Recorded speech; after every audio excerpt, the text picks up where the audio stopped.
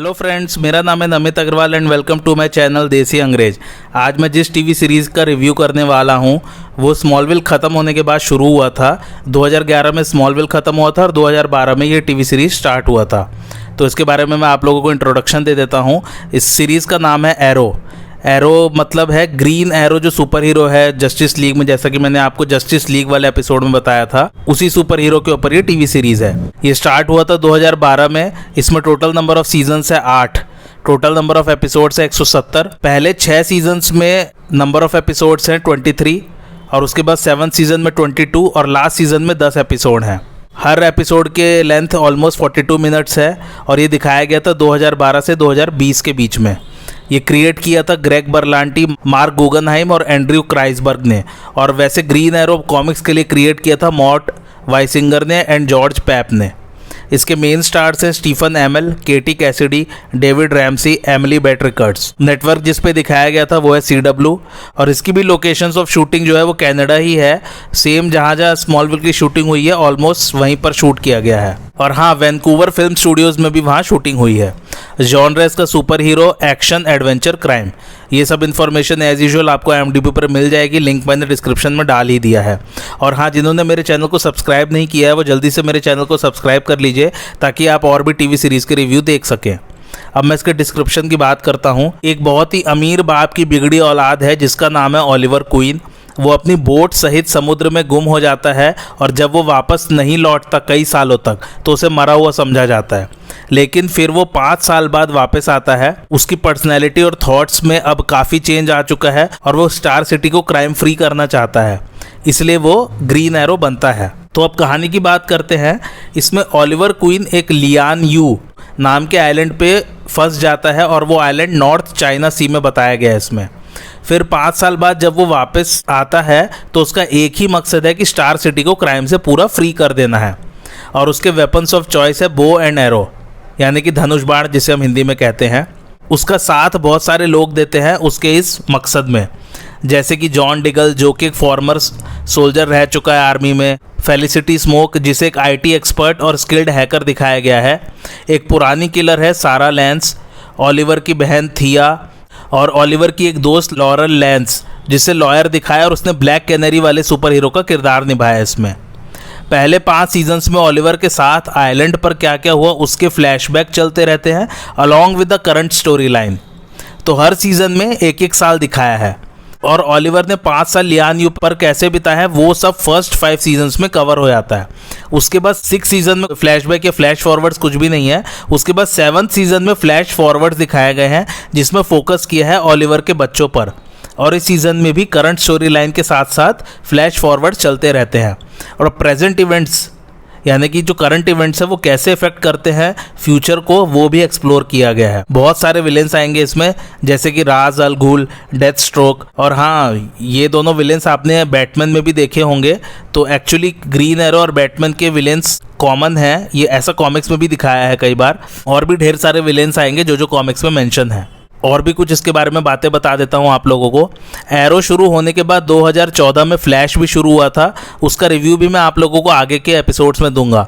और फिर super girl, black lightning, bat woman, legends of tomorrow और भी DC के बहुत सारे शोज शुरू हुए थे। मैंने सारे नहीं देखे हैं बट जिनको देखा उनका रिव्यू दूंगा। तो इस यूनिवर्स को नाम दिया गया था एरोवर्स। और बहुत सारे क्रॉसओवर एपिसोड्स भी होते हैं इन सब में। क्रॉसओवर एपिसोड्स का मतलब है एक टीवी सीरीज़ में दूसरे टीवी सीरीज़ के कैरेक्टर्स भी आते हैं। तो क्रॉसओवर एपिसोड जनरली लंबे लंबे होते हैं और उनमें एक कॉमन कहानी चलती है। जनरली 3 से 4 एपिसोड्स के होते हैं क्रॉसओवर एपिसोड्स। और हाँ, इसमें मल्टीपल अर्थ्स का कॉन्सेप्ट भी इंट्रोड्यूस किया गया है। तो कुछ कैरेक्टर्स के डॉपलगैंगर्स या कह सकते हैं कैरेक्टर्स फ्रॉम अदर अर्थ इसमें दिखाए गए हैं। अब इसके प्रोडक्शन के बारे में बात करते हैं। तो इस सीरीज़ के प्रोडक्शन के बारे में सबसे पहले डिस्कशन हुआ था during the 6th season of Smallville जिसका रिव्यू मैं आप लोगों को पिछले एपिसोड में दे ही दिया था। और ये सोचा गया था कि जस्टिन हार्टली जिन्होंने ग्रीन एरो का किरदार निभाया था स्मॉलविल में, कि उनकी एक खुद की सीरीज शुरू कर दी जाए।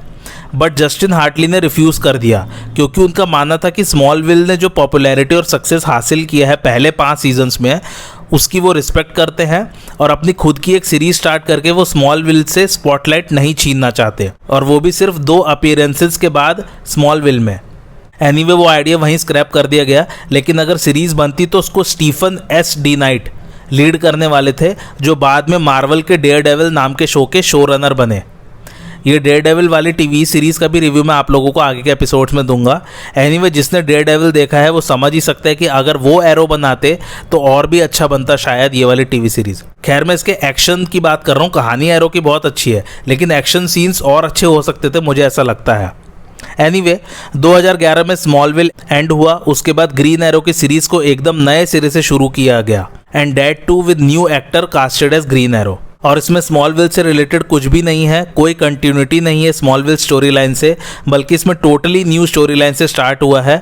इनिशियली सीरीज में सुपर पावर्ड विलेंस नहीं दिखाए गए, क्योंकि प्रोड्यूसर्स का मानना था कि बिल्कुल रियलिस्टिक कहानी होनी चाहिए इसकी।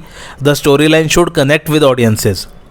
सीरीज के क्रिएटर्स बहुत ज़्यादा इंस्पायर्ड थे क्रिस्टोफर नोलन की बैटमैन मूवी से, तो उन्होंने भी कोई कसर नहीं छोड़ी, हर कैरेक्टर को फुल्ली डेवलप किया है, सबकी साइकी एक्सप्लोर की है और स्टोरी लाइन पे वाकई वर्क किया है राइटर्स ने। बहुत ही अच्छी कहानियाँ लिखी हैं। क्रिएटर्स का मानना था कि काफ़ी सारे कैरेक्टर्स को उनका ड्यू क्रेडिट नहीं मिला जिन्हें कॉमिक्स में दिखाया गया है, तो उन्होंने काफ़ी सारे कैरेक्टर्स कॉमिक्स से दिखाए हैं। 6th सीजन के बाद स्टीफन एमएल, जिन्होंने ओलिवर क्वीन ग्रीन एरो का किरदार निभाया है, वो मूव ऑन करना चाहते थे सीरीज से। उनका कॉन्ट्रैक्ट खत्म हो रहा था 7th सीजन में, लेकिन फिर क्रिएटर्स चाहते थे कि ग्रीन एरो की सीरीज एक बैंग के साथ ख़त्म किया जाए, एक बड़े धमाके के साथ। तो उन्होंने 8th सीजन को सिर्फ 10 एपिसोड्स के लिए रिन्यू किया और स्टीफन एमएल ने मान लिया, and it was really an awesome season.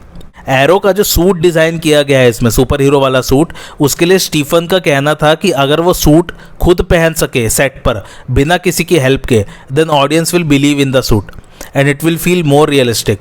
उनके मास्क के भी 50 डिज़ाइंस दिखाए गए थे। चूँकि एरो अब अंधेरे में नहीं रहना चाहता था and he wants to interact with people in the series, तो मास्क कुछ ऐसा होना चाहिए था जो उनकी आइडेंटिटी कंसील कर सके। और फिर एक 3 गोस्ट करके एपिसोड है, उसमें बैरी एलन, जिसने फ्लैश का किरदार निभाया है, एक मास्क देता है एरो को जो कि फंक्शनल भी है और एरो को उसे लगाने के बाद देखने में भी कोई प्रॉब्लम नहीं आती। अब बारी आती है मेरे रिकमेंडेशन की। मेरी तरफ से मस्ट वॉच है, लेकिन हाँ जो मुझे कमी लगी, जैसा कि मैंने पहले ही बताया आपको, वो एक्शन सीक्वेंसेस में लगी। और अच्छे कोरियोग्राफ हो सकते थे एक्शन सीन्स। मुझे लगता है कि शायद वही अगर डेयरडेविल के वाले क्रिएटर्स को डायरेक्ट करते ना तो ज़्यादा अच्छे होते। और हाँ इसमें और भी आपको बात बता दूँ, पहले 5 सीजन्स अच्छे हैं, खासकर 2nd और 3rd सीज़न। ये दोनों सीजन्स अच्छे इसलिए हैं क्योंकि इनके विलेंस बहुत अच्छे हैं। 2nd सीजन में डेथ स्ट्रोक विलेन है और 3rd सीजन में राज अल गुल है। दोनों ही एक्टर्स ने बहुत ज़बरदस्त एक्टिंग की है। It's really awesome. 6th और 7th सीजन ठीक ठाक है, और लास्ट सीजन क्योंकि सिर्फ 10 एपिसोड्स का है तो उसमें कहानी बहुत फास्ट पेस चलती है, तो लास्ट सीजन भी अच्छा है। अब इसके कुछ फैक्ट्स बता देता हूँ। डेथ स्ट्रोक के कैरेक्टर को इस सीरीज़ में बिल्कुल जस्टिस किया गया है, क्योंकि कॉमिक्स में डेथ स्ट्रोक जो है वो बैटमैन, नाइटविंग सबको हरा चुका है, इवन वंडर वुमन को भी टक्कर दे सकता है। और इसमें भी बहुत ही पावरफुल दिखाया है डेथ स्ट्रोक को, एरो की ऐसी तैसी करके रख देता है डेथ स्ट्रोक इसमें।